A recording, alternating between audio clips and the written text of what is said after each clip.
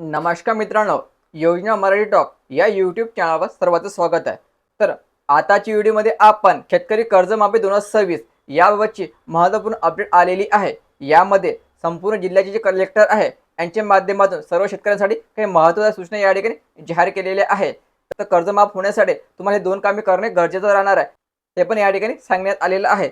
बघा, अमरावती जिल्ह्यातील जिल्हाधिकारी आशिष एरेकर यांनी शेतकऱ्यासाठी महत्त्वाच्या सूचना दिलेल्या आहे आणि त्यांनी काय करायला पाहिजे जेणेकरून त्याची कर्जमाफी होणार आहे. बघून घ्या. दिनांक 29 कालच मीटिंग झालेली होती. तर बघा, राज्य शासनाने शेतकऱ्यांचे 2 लाख रुपयापर्यंत कर्जमाफी जाहीर केली आहे. तर 2 लाख पर्यंत कर्जमाफी या ठिकाणी होणार आहे. त्यानुसार जिल्ह्यातील अमरावती जिल्ह्यामध्ये बघा 1,24,142 शेतकऱ्यांची नावे अपलोड करण्यात आलेली आहे. ठीक आहे.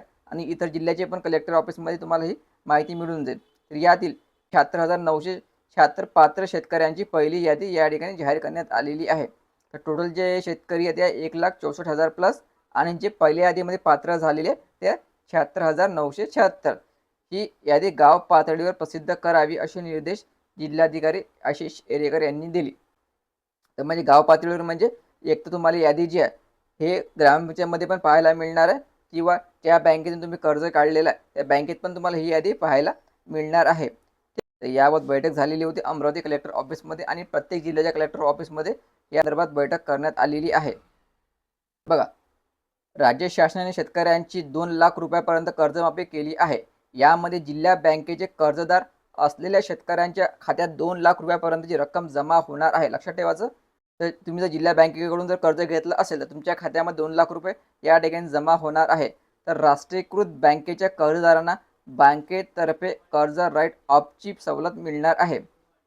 त्यामुळे राष्ट्रीयकृत बँकेच्या कर्जदारांना 2 लाख रुपयाहून अधिक कर्जमाफीची सुविधा मिळणार आहे. ठीक आहे. तर ज्या शेतकऱ्यांनी राष्ट्रीयकृत बँकेतून कर्ज घेतलेलं असेल त्यांना 2 लाखापेक्षा अधिक कर्जमाफीची सुविधा पण मिळणार आहे. जसे की तुम्ही SBI बँक झालं, महाराष्ट्र बँक झालं, इंडियन बँक झालं, ठीक आहे, सेंट्रल बँक झालं, यासारख्या बँकेतून तुम्ही जर कर्ज घेतलं असेल तर तुमचे 2 लाखापेक्षा जास्त कर्ज या ठिकाणी माफ होण्याची शक्यता आहे.